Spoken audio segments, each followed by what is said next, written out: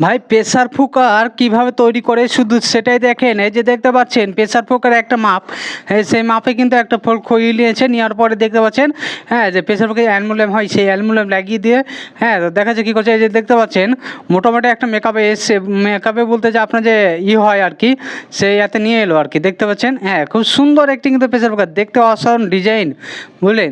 তারপরে দেখতে পাচ্ছেন খুব সৌন্দর্যভাবে চকচকে করছে বা দেখতে শৌখিন করছে।